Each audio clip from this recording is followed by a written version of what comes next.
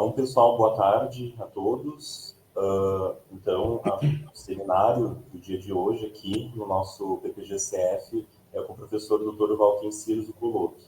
Então, já de antemão, gostaria de agradecer em nome do programa de pós-graduação em Ciências Farmacêuticas pela sua disponibilidade, né, em poder palestrar aqui para a gente, né, tendo em vista a sua agenda tão apertada, assim, conseguir um horário. Então, a gente agradece muito a sua presença aqui no dia de hoje. Bom, o professor Valtencir, ele é professor titular no Instituto de Física de São Carlos, da Universidade de São Paulo. Ele é presidente da comissão do Portal da Escrita Científica da USP, São Carlos, e membro da Associação Brasileira de Editores Científicos. Foi coordenador do Instituto de Estudos Avançados da USP São Carlos e membro do Conselho Superior da Inova USP. Possui graduação em Engenharia de Materiais pela Universidade Federal de São Carlos, mestrado em Ciência e Engenharia dos Materiais, também pela Universidade Federal de São Carlos, e doutorado em Ciência e Engenharia de Materiais pela Universidade de São Paulo. Ele realizou estágio na University of Massachusetts, Lowell, nos Estados Unidos, e foi professor visitante na Universidade Joseph Fourier Grenoble, na França, em 2010. Ele tem experiência nas áreas de nanotecnologia e desenvolvimento e aplicação de nanomateriais em medicina e no agronegócio. Ele orientou dezenas de alunos de pós-graduação, supervisionou mais de 75 estágios de pós-doutoramento. Publicou mais de 220 artigos em revistas internacionais, 20 capítulos de livros e 30 depósitos de patentes, com 9 cartas patentes já concedidas. Ministrou mais de 550 palestras em eventos científicos e didáticos no Brasil e no exterior. Possui mais de 10.500 citações no Google Scholar e fator H de 48, 51 e 60 no Web of Science, Scopus, Google Scholar. Desenvolveu e ministra atualmente o curso de pós-graduação em técnicas de escrita científica em inglês. Desenvolveu cursos online e DVDs em escrita científica. Seus vídeos online possuem mais de 600 mil visualizações e ele também é editor da série de livros Nanomedicine and Nanotoxicology, da Springer Nature. Então, eu passo a palavra ao senhor professor Valtencir para proferir a sua palestra. Muito obrigado, Eduardo. É um prazer poder compartilhar com essa disciplina, compartilhar com as linhas de pesquisas de interesse do programa aí, do Instituto de Farmácia, né? É um departamento ou é um instituto, professor? Já não lembro mais. Aqui é faculdade. Uma faculdade de Ciências Farmacêuticas. Então, é um prazer enorme estar aqui. Obrigado pelo convite. E também gostaria de agradecer a todos vocês, né, que encontraram tempo aí para passar conosco nesse seminário. Eu tenho uma apresentação, eu vou compartilhar com vocês logo. Mas, basicamente, a gente vai passear por uma área de interface muito interessante, que tem uma intersecção muito grande com o que vocês estudam, né? Que é a área de nanobiotecnologia, ou seja, uma área de interface entre a nano e a biotech. E eu vou mostrar as principais aplicações aí, principalmente aqueles estudos vindos do nosso grupo, nas áreas de medicina e também no agronegócio. Então, novamente, muito obrigado, professor Eduardo, pelo convite. Eu vou falar aqui por volta de 40 a 45 minutos, e logo depois a gente tem tempo para dúvidas, perguntas, caso vocês queiram. De minha parte, está tudo ok. Eu vou, então, começar o compartilhamento da minha tela. Quando eu saio daqui e vou lá para o PowerPoint, eu não vejo mais vocês. Mas aí só preciso de um feedback, então, aqui, para ver se vocês estão me vendo.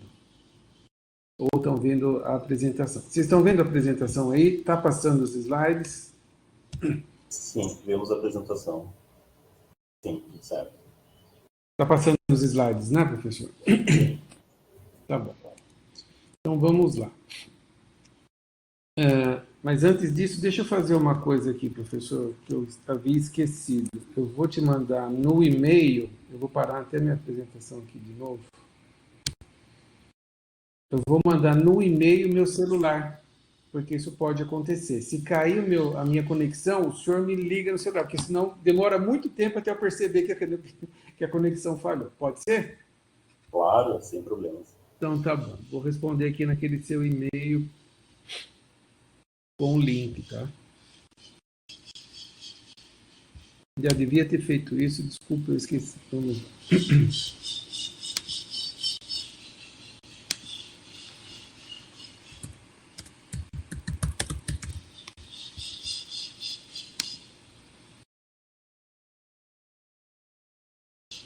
Pronto, já enviei, viu, professor? Então vamos lá.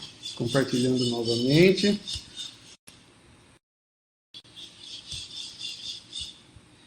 Só preciso de um feedback se vocês estão vendo meu slide e se está passando. Certo. Então tá bom. Muito bem. Então a gente vai falar sobre essa área de interface entre nano e biotecnologia.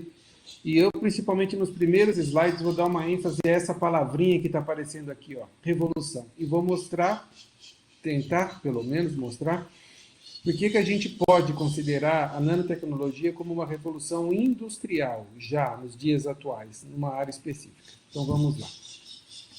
Como um breve outline da nossa apresentação, eu vou falar sobre nanotecnologia, vou falar de alguns conceitos básicos, principalmente para aqueles que são menos familiarizados com o tema, e mesmo para quem é familiarizado, sempre é bom olhar definições de nanotecnologia de outros pontos de vista. Aqui o que eu vou colocar é a definição de o que é nanotecnologia para a área de engenharia dos materiais, ciência e engenharia dos materiais. A gente vai falar desse mundo fantástico que é essa interface entre a nano com a biotech. Aí a gente divide a apresentação, já indo para o final, em materiais, nanomateriais para diagnóstico, para terapia, dentro da área de medicina, e também vou fazer algumas considerações para nanotecnologia aplicada em agricultura, que é uma área também bastante importante, principalmente no nosso país. Muito bem.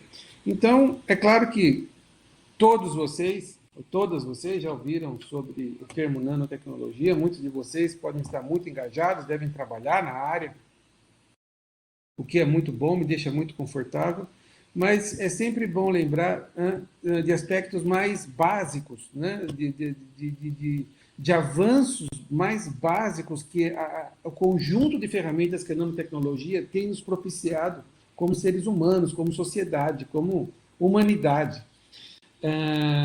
Desde centenas de milhares de anos, o ser humano tem uma relação muito próxima com materiais, né? Há muito tempo a gente transforma matéria em materiais, elementos químicos em ferramentas, né? Isso é tão importante, essa nossa relação com os materiais e com o processamento de materiais, que isso tem até denominado eras, né? Por exemplo, a era da pedra lascada, da pedra polida, a era do bronze e assim por diante. Então, essa relação é muito antiga e muito importante para nós como humanidade. Há muito tempo a gente transforma matéria em materiais. Mas foi só a partir da segunda metade do século passado, é que a gente começou a olhar para essa habilidade nossa de produzir, de processar matéria, materiais, de uma maneira diferente, querendo maior controle, indagando o que aconteceria se a gente pudesse manipular essa matéria quase com controle átomo a átomo, ou molécula a molécula, né? Algumas mentes participaram desse exercício mental, a mais proeminente aí foi Richard Feynman, certo? Que começou a pensar se a gente teria propriedades novas ou propriedades melhoradas se a gente tivesse esse controle no processamento de materiais. Aquilo foi o advento, foi o começo dessa história de nanotecnologia, nanociência e nanotecnologia. O termo nanotecnologia só foi aparecer um pouco mais tarde, 30 anos, um pouco mais de 20 anos mais tarde, na década de 80 do século passado, né? E começou a tomar forma justamente nas décadas de 80, 90, essa área fantástica que é a nanotecnologia. E não, por coincidência, justamente quando a gente também começou a ter avanços significativos em instrumentação, principalmente microscopia eletrônica, né, que nos permite olhar lá nessa escala os materiais. Então, esse foi o advento da nanotecnologia, certo? Há várias definições de nanotecnologia, uma área multidisciplinar, então há várias comunidades que se debruçam aí sobre aplicações da nanotecnologia no nosso dia a dia. Sempre é bom lembrar que, não só no Brasil, mas no mundo, a gente, né, tem essas áreas de nanotecnologia vindo de várias escolas. Na área de medicina, por exemplo, ou nas áreas de aplicações de nanotecnologia em medicina, que é uma área chamada nanomedicina, a gente vê basicamente duas escolas, né, de pesquisadores. Uma escola de pesquisadores que vem das áreas de farmácia e bioquímica. E um segundo grupo de pesquisadores que vem aí das áreas de ciência e engenharia dos materiais. Cada uma tem suas características, que vem lá do seu background, da sua formação, e são complementares. O ideal é quando essas áreas trabalham juntas, né? Mas então, para quem nunca olhou para a nanotecnologia desse ponto de vista da engenharia de materiais, eu queria dizer o seguinte: nanotecnologia nada mais é do que a habilidade que nós temos de processar estruturas e dispositivos com controle no nível atômico molecular. Essa palavrinha controle faz toda a diferença. Se eu tirar a palavrinha controle daqui, não é mais uma definição de nanotecnologia. Controle onde? Controle do quê? Né? Principalmente de duas coisas. Da capacidade de montar, espacial, né? Quase que organizando átomo a átomo, molécula a molécula. Sim. E também, e principalmente, controle no tamanho. A gente agora tem ferramentas para produzir produtos que eu não consigo pegar na mão. Produtos que estão nessa escala nano. Qual que é essa escala nano? 10 elevado a menos 9 metros. Né? Essa é uma escala muito importante, um pouquinho maior do que átomos, tamanho de pequenas moléculas. Certo? Então, eu agora tenho habilidade para desenvolver produtos nessa escala. Claro que não é um produto que eu trabalho individualmente, eu não pego na mão, né, esse produto, como um lápis, uma caneta, sei lá, um pneu, que é um produto que eu faço na macro escala. Mas, para aquelas aplicações em que eu preciso alcançar, eu preciso sensibilizar coisas que são muito pequenininhas também, por exemplo, uma célula do corpo humano, esses produtos são fantásticos, certo? Então, nanotecnologia é essa habilidade que nós temos. E por que é tão importante? Por que a gente já, né, olha para a nanotecnologia desde o começo como uma revolução científica, tecnológica e tudo mais? Por vários motivos, certo? Mas principalmente pelo fato de que quando eu pego matéria e manipulo nessa escala e tenho um produto final nessa escala, propriedades novas aparecem ou propriedades que eu já conheço são muito melhoradas. Propriedades que, se eu for para macro escala, se eu pegar esse mesmo produto, essa mesma composição química e for para macro escala, eu não tenho mais essas propriedades. Essa é a mágica da nanotecnologia. E essas propriedades melhoradas ou novas, né, a gente conhece, sabe explicar. A gente explica através de alguns efeitos. Né? Por exemplo, efeitos quânticos.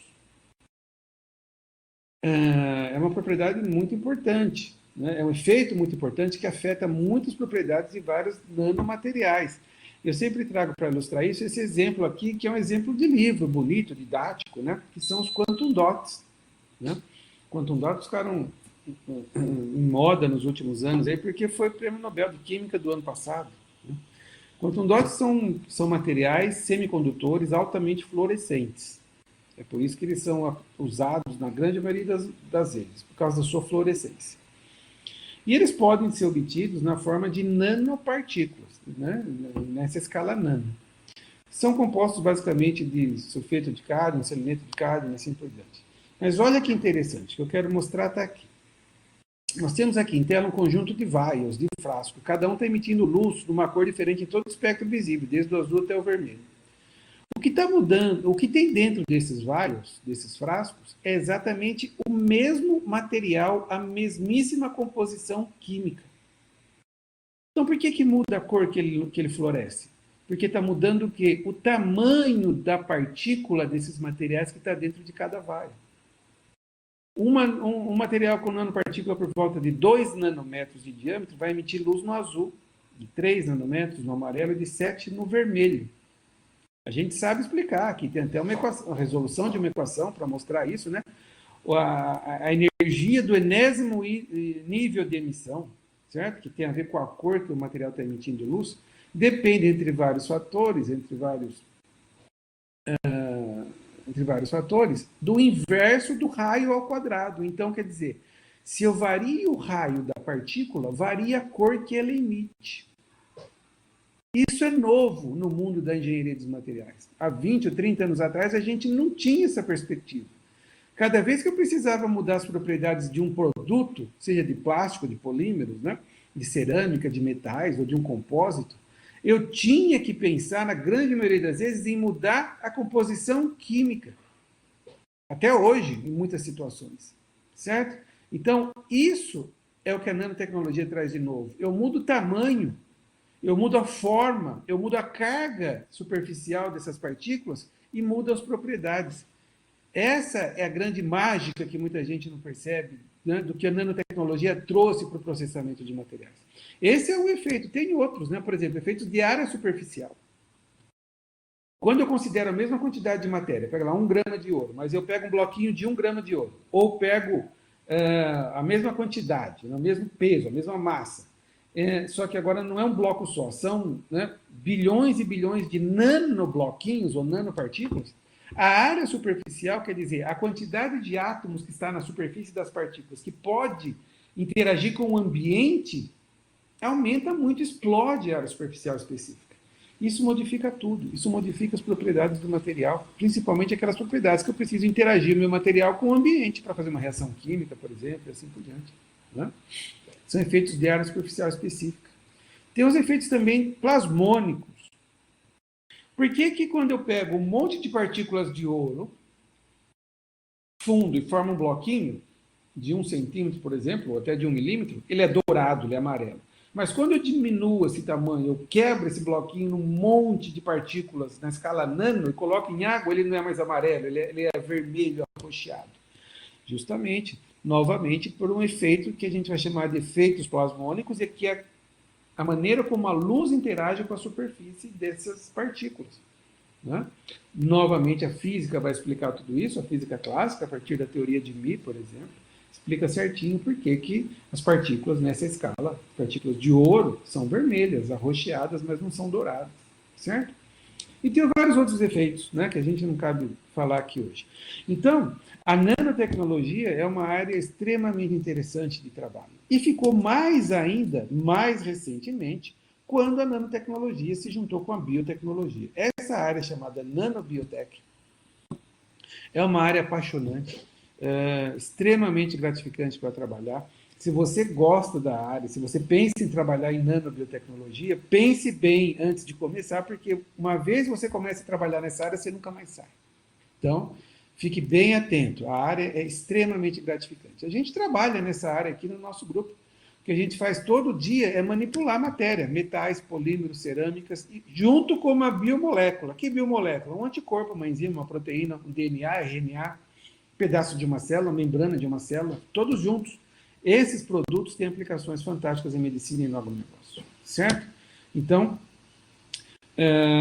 terminando já essa primeira parte da apresentação, eu quero só ilustrar agora que a gente pode considerar a nanomedicina ou a nanotecnologia como a nanotecnologia aplicada à saúde como uma revolução industrial. A nanotecnologia já é uma revolução científica há décadas. A nanotecnologia já é uma revolução tecnológica há décadas. Mas, até 4 ou 5 anos atrás, a gente não podia dizer que a nanotecnologia era uma revolução industrial. Por quê? Porque havia muitos pontos em aberto. Por exemplo, suprimento. Será que a gente consegue matéria-prima para produzir nanopartículas funcionais em alta escala? Em escala global? Né? Fornecimento. Será que é possível produzir nanomateriais, nanopartículas em escala global para o mundo inteiro, se precisar? Aspectos regulatórios e de toxicidade. Será que esses nanomateriais são tóxicos? E a questão de registros, como é que fica isso? Ninguém sabia. Então não dava para falar em revolução industrial. Não estava na indústria. Mas aí veio um turning point, que foi a pandemia. E com a pandemia, que foi um episódio triste, muito dramático, mas que acelerou o desenvolvimento científico e tecnológico. A gente conseguiu, a gente né, produziu nanomateriais em escala global, em dois aspectos, em dois produtos. Um, na vacina à base de RNA. A vacina à base de RNA para a Covid-19, da Pfizer e da Moderna, ela só funciona porque o RNA, que é uma molécula intratável, não dá para estocar, se você aplica no corpo ele vive, ele vai ser degradado rapidamente. Só funciona, a gente só consegue produzir, né, transportar, comercializar e aplicar porque ela está guardada dentro de uma nanopartícula lipídica sólida. Então, veja, hoje, até hoje, nós temos centenas de milhões de pessoas, ou dezenas de milhões, pelo menos, que já receberam ou estão recebendo uma dose de nanopartículas como um produto. Outro produto à base de nanotecnologia para a Covid são os testes rápidos que vendem na farmácia. É que dessa cor vermelha aqui no teste são nanopartículas de ouro conjugadas com anticorpos específicos anti-spike, a proteína do SARS-CoV-2, proteína externa do SARS-CoV-2. Então, veja, quantas centenas de milhares de pessoas estão usando esses dispositivos? Quantos milhões de pessoas receberam uma dose de nanopartículas? Os aspectos de produção em larga escala, regulação, toxicidade, segurança, efetividade, eficácia, né, foram resolvidos a contento. Claro que ainda precisa fazer algumas coisas, mas tudo isso foi resolvido. Então, isso marcou o início da nanotecnologia como uma revolução industrial nesse setor da medicina, certo? Então, esse é um fator muito importante. Nós estamos agora num outro cenário quando a gente fala de nanomedicina, diferente do que a gente tinha 5 anos atrás. Bom, nosso grupo aqui de pesquisa tem feito, nós temos envolvido trabalhos em várias linhas. Nós somos capazes de desenhar e desenvolver qualquer tipo de nanomaterial que nos interesse, sejam partículas metálicas, partículas poliméricas, nanotubos de carbono, nanofibras de vários tipos, nanomateriais com outras arquiteturas, como os nanorods, nanoflowers, por exemplo. Os derivados de grafeno, óxido de grafeno, a gente sintetiza e utiliza aqui em várias linhas. E também, uma coisa que nós somos os pioneiros no país há alguns anos, a usar até então, uma classe bastante nova de material para produzir nanocápsulas. Não é de polímero, não é de metal, não é de cerâmica. São nanocápsulas produzidas com a membrana de uma célula, né, seja normal ou seja cancerosa. A gente vai falar disso daqui a pouquinho. Esses sistemas são chamados de sistemas biomiméticos, tá? Células artificiais. Então, para ilustrar essa questão da escala, né, eu sempre gosto do quanto a nanotecnologia, ou seja, trabalhar com materiais convencionais, plásticos, né, que são os polímeros, cerâmicas, metais, na nanoescala, nos beneficia quando eu preciso colocar junto uma biomolécula, né? Isso a gente só consegue com a nanotecnologia. Então, para ilustrar isso, eu trago em tela um produto que não tem nada a ver com nano, um produto biomédico. Para quem já viu, esse é um glicosímetro, né? A ilustração de um glicosímetro, aquela fitinha, né, que vende na farmácia para medir glicose. Faz um furinho no dedo, coloca uma gotinha de sangue aqui nessa região, insere essa fita numa caixinha, num dispositivo eletrônico que mede a quantidade de glicose. Bom, já deixo de antemão esclarecido que esse produto é fantástico, eu não estou aqui fazendo nenhuma crítica. Esse produto, né, presta muito bem ao que ele serve a fazer, que é monitorar a glicose, e eventualmente até pode salvar vidas, não sei, né? Mas veja a diferença do ponto de vista de escala, né? Eu tenho um produto à base de plástico, a fita é de plástico, na macro escala, isso é grande, eu pego na mão e manuseio. Sobre esse plástico vão trilhas metálicas, porque tem um circuito impresso ali, né, eletrônico. Em alguma região aqui, há uma gotinha microscópica de um plástico onde tem a enzima glicose oxidase. Então, veja a diferença de escala da parte biológica para a parte de polímero e da parte de metal. Muito bem. Mas isso funciona, e funciona muito bem. Mas, e se a gente conseguisse deixar todos esses materiais no mesmo tamanho? Ou aumenta a parte de biomoléculas ou diminui a parte dos outros materiais. Aumentar o tamanho de uma proteína, de um anticorpo, não funciona. Então, o que a gente faz? A gente traz a parte metálica, a parte polimérica para o mundo nano, para a escala nano. Ele fica no mesmo tamanho das biomoléculas. Então, é muito mais fácil quando eu preciso combinar um com o outro agora, porque eu consigo sinergia com isso, eu consigo colocar muito mais partículas em contato com muito mais biomoléculas. Esse é o ponto. Então, essa é a nova geração de nanobioprodutos, né? Como as que a gente tem em tela aqui. São 3 produtos produzidos aqui no nosso grupo. Esse aqui da esquerda é uma nanopartícula esférica de ouro, e ao redor dela tem essa nuvem aqui, que são proteínas que foram ligadas aqui. Essas proteínas têm uma lectina que tem uma afinidade muito grande por células leucêmicas. Então, é um produto diagnóstico para a leucemia. Na figura do meio, a gente tem um nanorod de ouro, que é essa parte mais escura, e ao redor dela tem uma membrana que veio de um exossomo, de uma vesícula extracelular, de uma célula cancerosa, né? Para que, quando isso daqui volte para o sistema, ele se localize no tumor. E esse nanorod, quando eu aplico luz, ele aquece e mata a célula tumoral. Então, esse aqui a gente usa para hipertermia. E aqui na direita a gente tem uma partícula polimérica, por isso que a parte escura não é tão definida quanto os metálicos, né? Uma partícula polimérica. Dentro dela tem paclitaxel. Então, eu vou levar isso daqui para dentro de um tumor, né? É um carreador, um nanocarreador, e ao redor tem uma membrana. Também não dá para ver muita definição, a gente vê essa sombra, né? Essa membrana é a membrana que veio de uma célula cancerosa, que é o próprio alvo desse sistema aqui. Eu vou falar do porquê disso daqui a pouco. Então, o que está em tela são produtos, só que, obviamente, não são produtos que eu manipulo, como, né, convencionalmente.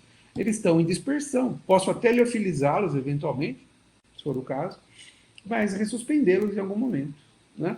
Então, esses são os bioprodutos aí na escala nano, né? E só consigo essa otimização das propriedades que eu desejo, porque eu maximizo, otimizo o contato entre uma classe de produto com a outra. Certo? Então, tudo bem. Movendo agora para a segunda parte, 2 slides só para mostrar a aplicação de alguns nanomateriais em diagnóstico, né? Então, como já tinha falado para vocês, nos testes rápidos da COVID, o que dá aquela cor vermelha é um complexo de nanopartículas de ouro com anticorpo. E nosso grupo tem trabalhado bastante, né, nesses sistemas que a gente chama de biosensores do tipo lateral flow, que são todos à base de papel. Essa é a fitinha que vai dentro da caixa, tá, pessoal? E a gente está produzindo aqui complexos de nanopartículas com anticorpos para detecção de biomarcadores de tuberculose, que são alguns exemplos. Isso aqui acabou de ser patente, colocamos um depósito de patente agora, estamos terminando as publicações. Tá? Para tuberculose. Isso aqui é tudo à base de nanopartículas de ouro, certo? E um outro exemplo também, a gente tem trabalhado com vários outros sistemas biosensores aqui no grupo, também biosensores eletroquímicos, biosensores elétricos, vários tipos de arquiteturas de chip, mas não vem ao caso aqui agora, depois eu vou deixar o link aqui para as nossas publicações do nosso site, quem quiser dar uma olhadinha lá. E também tem outro exemplo aqui, onde a gente produziu em parceria com a Universidade do Rice, nanopartículas para serem usados como agentes de contraste para melhorar o contraste nas imagens de ressonância magnética. Então, a ressonância magnética é hoje, né, uma das ferramentas mais importantes aí para diagnóstico. E muitas vezes é preciso um contraste. A maioria desses contrastes para ressonância magnética são base de gadolínio. Gadolínio é muito tóxico. Ele funciona, mas ele é muito tóxico. O que a gente quis fazer aqui foi um sistema nanoestruturado, onde a gente criava uma nanopartícula e guardava o gadolínio lá dentro para minimizar o contato do gadolínio com o sistema biológico. Então, olha aqui, né, a arquitetura, uma nanopartícula de ouro. Aqui embaixo estão as imagens correspondentes. Uma nanopartícula de ouro. A gente colocou depois uma camada de sílica com gadolínio. Tá? Depois a gente semeia ouro por volta e fecha. Então, fica o gadolínio guardado lá dentro. Isso vai para dentro das células, o estudo foi feito aumentando a concentração de gadolínio, aumenta o contraste no branco, né? Quem tiver interesse, depois dá uma olhadinha nesse artigo aqui publicado já há alguns anos. Certo? É um agente de contraste totalmente à base, funcional. Na verdade é teranóstico, né? Mas não vem o caso explicar aqui, mas ele pode fazer diagnóstico e terapia ao mesmo tempo, porque essa arquitetura aqui de core, shell, né? Núcleo, casca de ouro, faz com que essa nanopartícula absorva a luz no infravermelho. Então, eu posso enxergar onde ela parou lá, num tumor, dentro do corpo humano, para ressonância magnética, e já jogo luz, ela aquece e mata o tumor. Então, ela é uma nanopartícula teranóstica. Tá? Muito bem. Tem vários outros exemplos. Hoje não é o caso de falar de todos eles aqui em diagnóstico para vocês.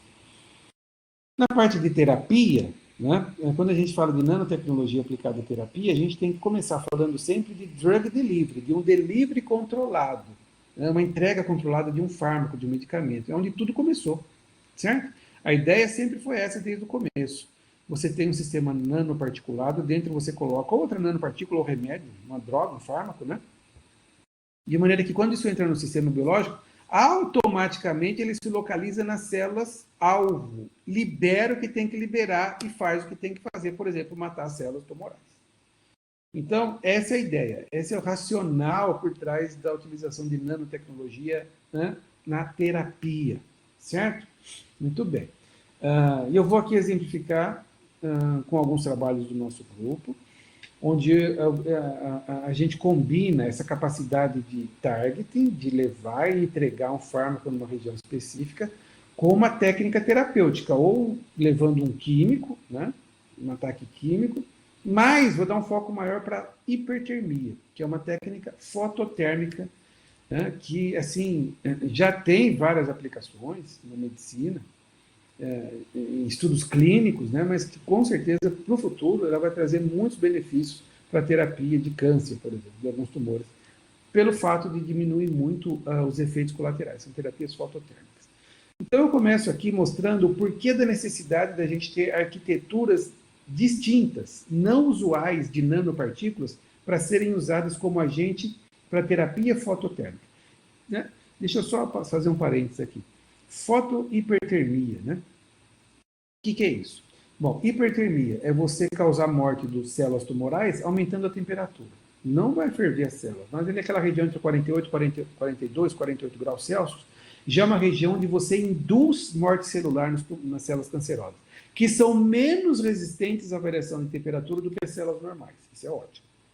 E por que foto? Porque eu vou fazer isso aplicando luz. Existe também magnetohipertermia, mas aí é outro tipo de estímulo que eu coloco. Magnetohipertermia tem que aplicar um campo magnético oscilante e as partículas lá dentro do corpo humano respondem e aquecem. Mas aqui a gente vai falar só de fotohipertermia. Muito bem, que é muito mais simples, né, em vários aspectos. Então, quais materiais servem para fotohipertermia? Não sei, vamos começar com os mais clássicos, nanopartícula esférica de ouro. Elas são ótimas para fazer targeting, elas vão para dentro das células, ela encontra aquelas células. Se você colocar um monte de remédio em volta delas, ligar aqui, ela entrega aquelas células, ela entrega aquelas moléculas nas células, então isso é muito bom. Mas elas não são boas para fazer fototermia. Por quê? Porque a nanopartícula esférica de ouro, ela absorve no visível. Essas partículas aqui absorvem na luz verde. E não tem como jogar a luz verde dentro do corpo humano. Não passa, senão a gente ia ser transparentes, né? Então não passa. Essa nanopartícula esférica não é boa, mas tem uma região do espectro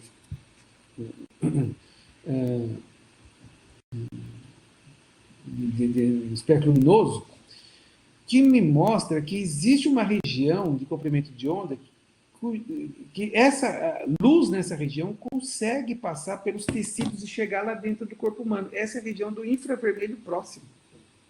Só que essa nanopartícula de ouro, ela não absorve nessa região de 700 a 900 nanômetros. Ela absorve em 530. Esse é um problema sério. Então, a nanopartícula esférica de ouro não serve para fotohipertermia, porque eu não consigo chegar com a luz lá dentro.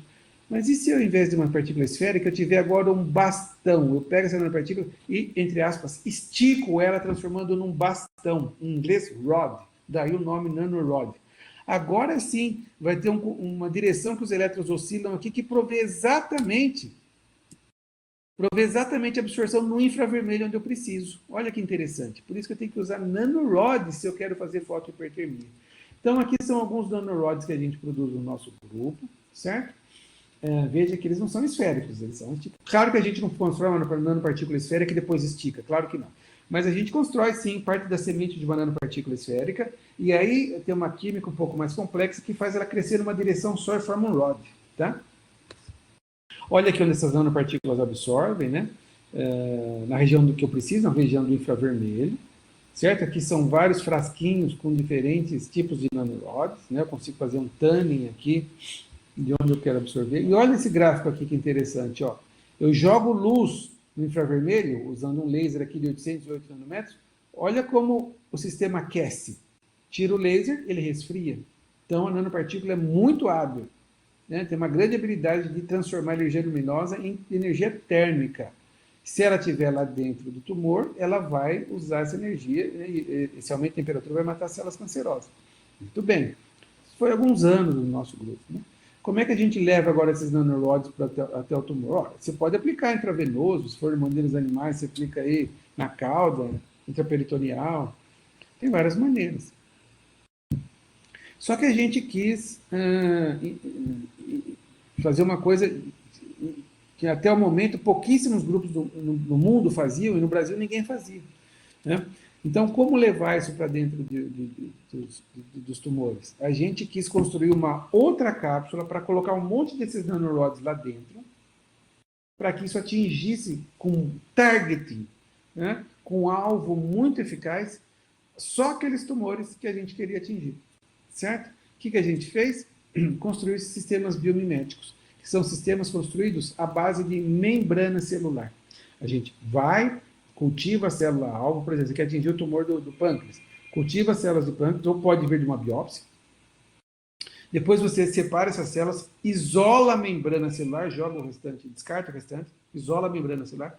E aí, com essa membrana, eu posso construir uma cápsula, ou eu posso usar essa membrana para recobrir uma outra nanopartícula cheia de remédio. Né? Tem uma ilustração aqui rapidinho.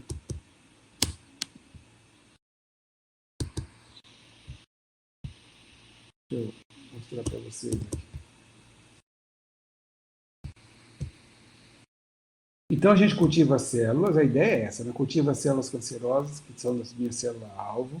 Depois a gente vai isolar a membrana celular por leasing, por ultracentrifugação. A membrana vai ser guardada e vai ser usada, então, construímos as nanopartículas com o remédio, com o fármaco. E a membrana vem aqui revestindo essas nanocápsulas. O que eu ganho com isso?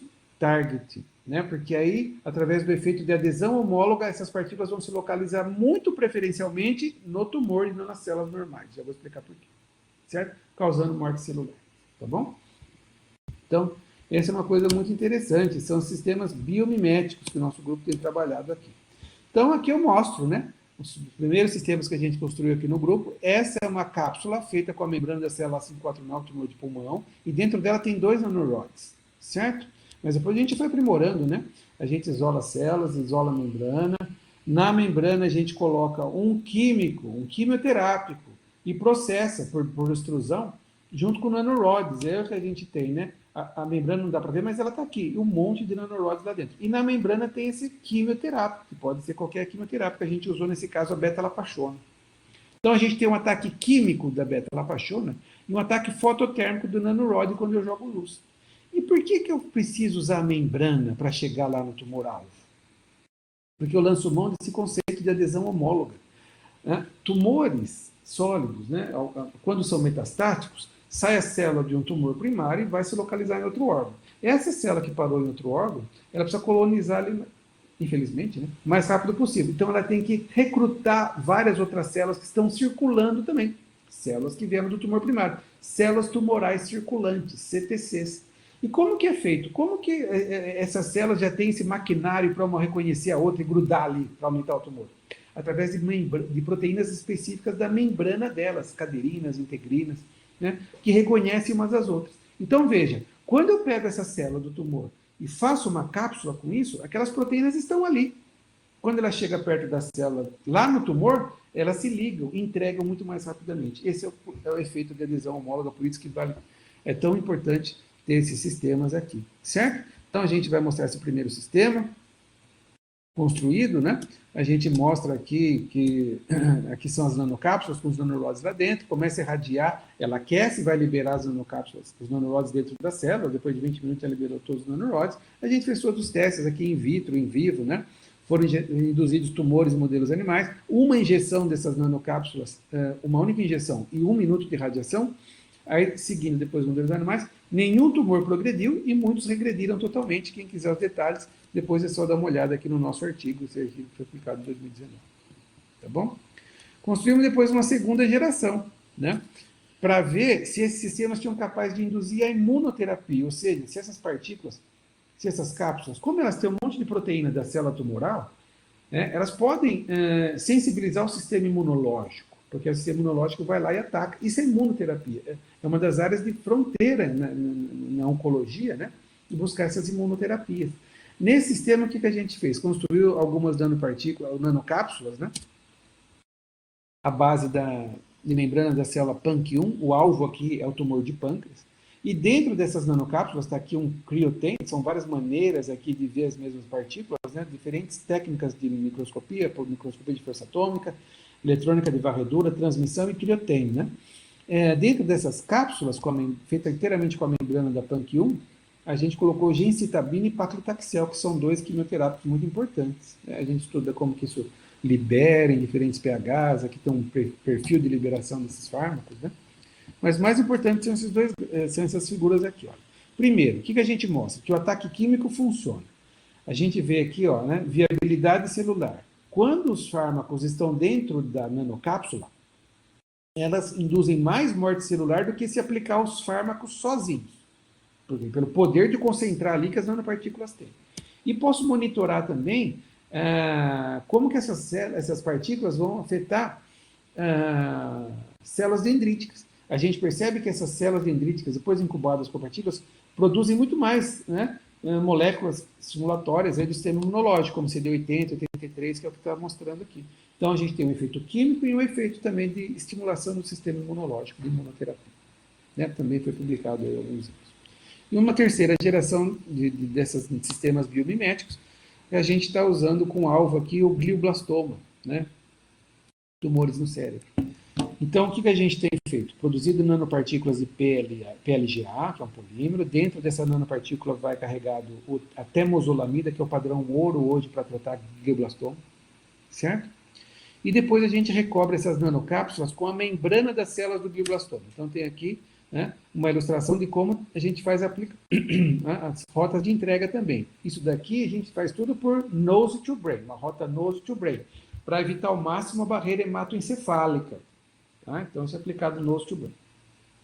E olha aqui essas partículas, olha que imagens interessantes. Aqui está a nanopartícula polimérica, com temozolamida lá dentro, e o recobrimento com a membrana. Membrana da célula do glioblastoma. A membrana da célula do glioblastoma. Né? Com isso, eu consigo um alvo muito grande, certo? Aqui a gente mostra, por exemplo, estudos mostrando, esses aqui são modelos animais, que as nanopartículas se localizam todas no cérebro, né? Mas o mais interessante é esse gráfico aqui, ó. Aqui a gente vai ver quanto de nanopartícula entra nas células, né? Quando tem o recobrimento com a membrana e quando a nanopartícula não tem o recobrimento com a membrana, que é o azul.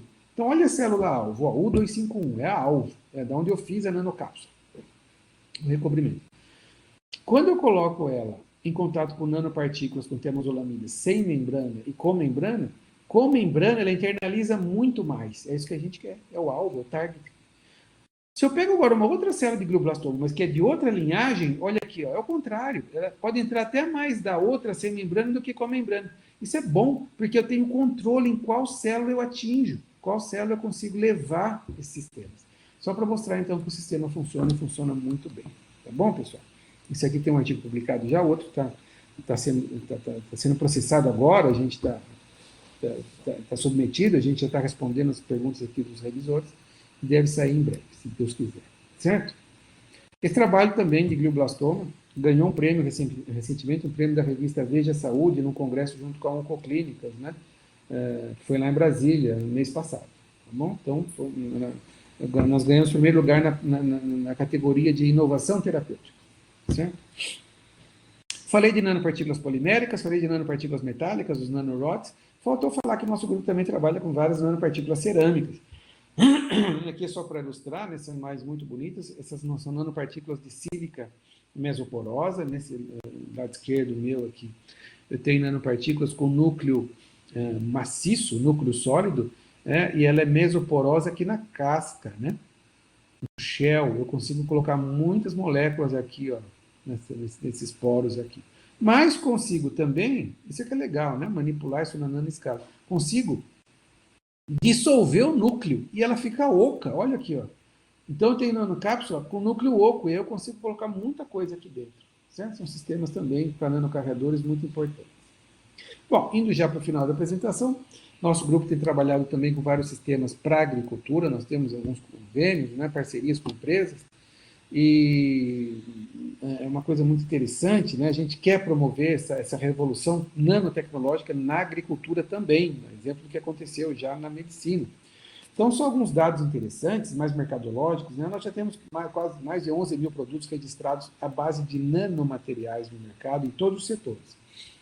Mais 4 mil empresas produzindo, 70 países, tudo mais. Na parte da agricultura, do agronegócio, são aí centenas de produtos já registrados pelo mundo todo, né? Centenas de companhias, empresas já produzindo isso. Então, é um cenário que ainda tem muito nicho, né? Tem muito espaço para a gente trabalhar. Tá? E qual que é a ideia? Bom, a ideia é muito parecida do que esses sistemas que eu mostrei até agora. A principal aplicação de nanotecnologia na agricultura é, sem dúvida alguma, o delivery específico. É você conseguir levar um defensivo, seja um pesticida, ou um herbicida, ou nutrientes, né? Fertilizantes, micro ou macronutrientes, né? E entregar de maneira controlada na planta, seja nas folhas, no caule, na raiz, certo? Ou, se for no caso de inseticidas, pesticidas, né? Na praga que está ali, para que você possa usar muito menos quantidade do material e ficar um efeito muito mais prolongado. Todo mundo ganha com isso. Então, a grande vantagem da gente produzir sistemas para entregar esses defensivos é a menor quantidade de material empregado. E quando eu falo menor, é muito menor. A gente aqui já fez vários testes, né, tanto nas áreas médicas quanto nas áreas de agricultura também. A gente já produziu formulações aqui com o herbicida, por exemplo, um micronutriente, que quando aplicado, ele tinha a eficiência, a eficácia muito parecida com os produtos convencionais já no mercado, que não eram nanoestruturados. Só que na nossa formulação, a gente tinha dezenas, 60, 70 vezes menos do princípio ativo do que no produto comercial. Isso é um fator assim impressionante, né, e de grande qualidade. Quando eu uso dezenas de vezes menos do princípio ativo, veja, a questão de eficácia é muito grande. A questão de segurança é muito grande. Segurança para o aplicador, segurança para o meio ambiente, segurança para o consumidor. Todo mundo ganha com isso. Então, são sistemas muito interessantes realmente para a gente ver. Aqui são exemplos, né, dessas nanocápsulas, nanopartículas, carreando aqui um defensivo, certo?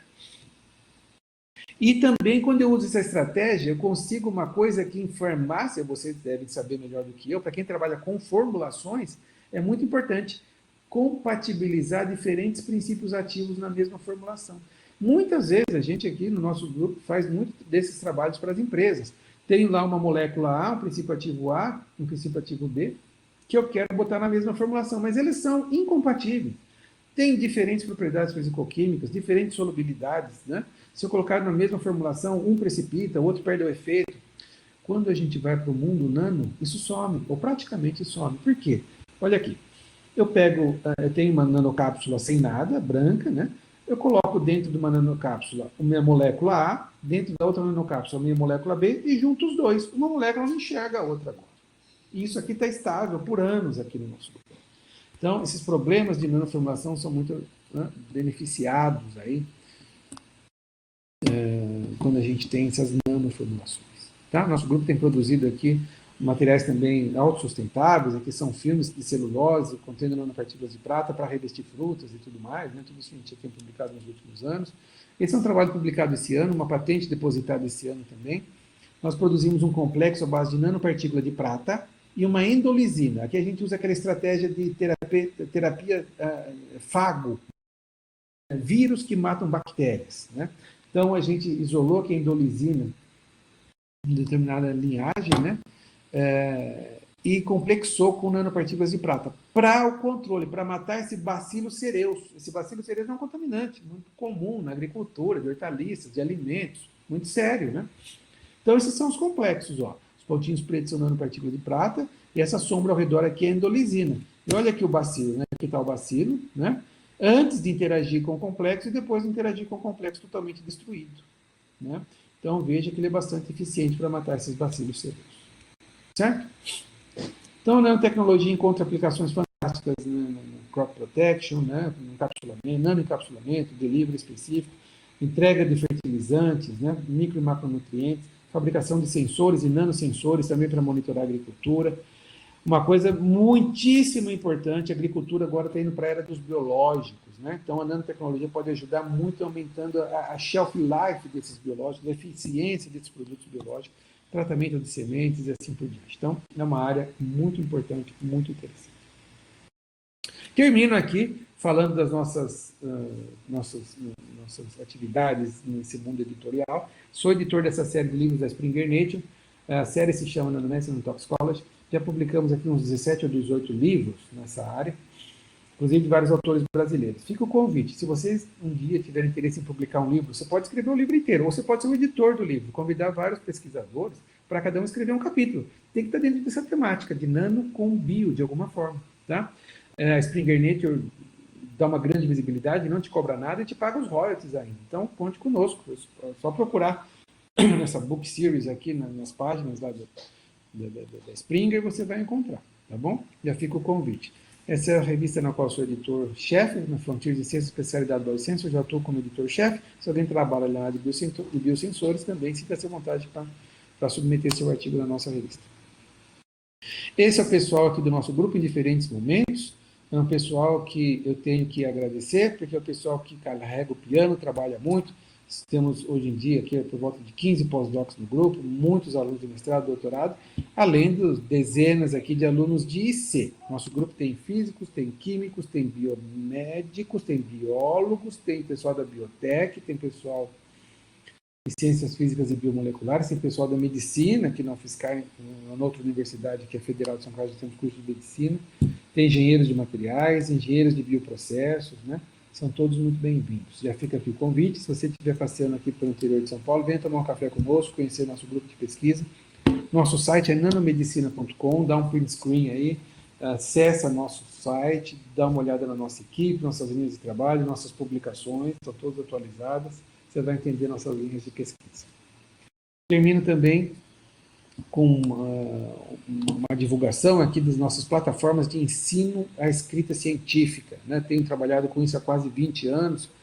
Então, essa é a plataforma mais atual que nós temos, além de dezenas de mini-cursos, DVDs, tudo que está disponível online, nós temos umas plataformas completas. Né? Essa, zucoescrita.com, é onde a gente tem um curso completo de escrita científica, em todas as grandes áreas, apostilado, né? Você vai encontrar a sua área aqui, um curso totalmente em AD, o curso é totalmente gratuito, então, por favor, divulguem nas suas redes sociais, divulguem aí para os seus contatos, vale muito a pena. É um curso em 8 módulos, um curso com perguntas para você responder, são 8 videoaulas, depois tem no final um certificado, vale muito a pena, né, fazer esse nosso curso. Fica aqui o convite. E deixo aqui também alguns links para vocês darem uma olhada em mini cursos que já estão disponíveis na nossa escola de pesquisadores, no YouTube, né? É só acessar. Né? Usando o ChatGPT no apoio à pesquisa e escrita de artigos científicos de alto impacto, dá uma olhada lá. E para aqueles que estão no doutorado, pós-doc, vão prestar concurso de docência, não preste concurso sem antes dar uma olhada nesse meu mini curso aqui. Como me preparar para concursos públicos na docência, na academia. O que eu tenho que fazer? Dicas pragmáticas, práticas. O que eu tenho que fazer antes, durante e depois do concurso para ir bem. Certo? Então, vale muito a pena. Divulguem também, por favor. Aqui são nossas redes sociais. Vai ser um prazer, né, tê-los conosco aqui nas nossas redes sociais, nos acompanhando. Só dá uma olhadinha aí. Sempre tem muitas informações, dicas, né? Vale o dia a dia do nosso grupo. Então, sintam-se à vontade, né, para estarem conosco aqui nas redes sociais. Muito bem. Com isso, então, eu termino. Volto lá para a nossa plataforma. Vou parar de compartilhar. E estou à disposição para perguntas. Muitíssimo obrigado, pessoal. Obrigado, professor Valtencini, pela sua palestra e por mostrar esses cursos tão interessantes, né, que podem ser, né, assistidos pelos alunos. Até nós tivemos a sua presença aqui no curso faz um tempo já, que foi de escrita científica. Ah, ótimo. Foi em 2016, se não me engano, que foi um workshop que a nossa comissão de pesquisa organizou, né, e nós nos chamamos. Foi um curso muito bom, foi manhã e tarde, se não me engano. Né? Foi muito bom. Faz tempo, né? Já faz um tempinho. Faz tempo. Um tempinho já. Se não me engano, 2016. Né? Pode ser. Eu não lembro. A minha cabeça não permite, mas pode ser. Mas eu lembro que foi mais ou menos por aí. Pessoal, temos um breve momento para perguntas, caso vocês queiram fazer alguma pergunta, se tem alguma curiosidade ao professor Valtencir. Esse é o momento. Comentários, dúvidas, sugestões, críticas, vamos lá, pessoal. Sintam-se à vontade. Acho que pode ativar o microfone, não sei, professor, ou colocar no chat, né? Eu tive só uma curiosidade, porque eu sou muito leigo nessa área de nanotecnologia, e eu fiquei muito impressionado com essa questão de poder produzir nanocápsulas utilizando a membrana da célula, né? No caso, é a membrana da célula tumoral, para que ela possa reconhecer as outras células e possa liberar o conteúdo, né? Existe uma outra possibilidade de uma outra utilização que não seja devido ao seu potencial de tumoral, de reconhecer outras células tumorais, ou pode ser feito com outras células a fim de se ter... Ótima pergunta. Pode ser feito com outras células. Por exemplo, um dos problemas que a gente tem quando aplica nanoformulações para levar um fármaco, por exemplo, é que o nosso sistema imunológico é muito bom para eliminar essas células. Então, eu tenho que garantir que as partículas fiquem circulando no sistema por algumas horas, assim, para ter o efeito que ela precisa. Antes que o nosso sistema imunológico elimine essas células. Muitas estratégias têm sido utilizadas. Por exemplo, a maioria das nanopartículas tem um revestimento de PEG, polietileno glicol, para deixar com carga neutra, para tentar fugir do sistema imunológico. Funciona bem. Mas, não nós, mas um grupo... na literatura, a gente tem notícia, por exemplo, de pesquisadores que criaram uma nanopartículas poliméricas com um fármaco lá dentro e revestiram com células de eritrócito, das células vermelhas do sangue. Não tem nada a ver com câncer. Porque aí, viajando pelo corpo, o sistema imunológico não reconhece aquilo como um invasor. Então, se aumenta o tempo de permanência ali. Então, tem outras aplicações também, que não só para oncologia, professor Eduardo. Sim, muito interessante isso. São infinitas abordagens, né? Que muitas, com certeza, com certeza.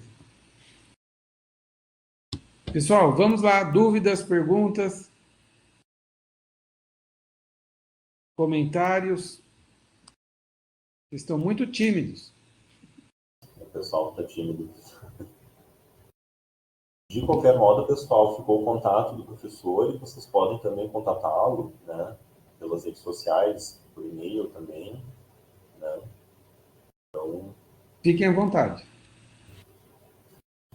Professor, então, acho que a gente já encerra a palestra hoje, né? Não queremos tomar mais o seu tempo, sabemos que Imagina, se preocupe, foi um prazer, viu, professor? Concorrida.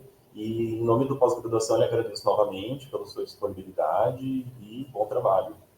Muitíssimo obrigado, professor Eduardo, pelo convite.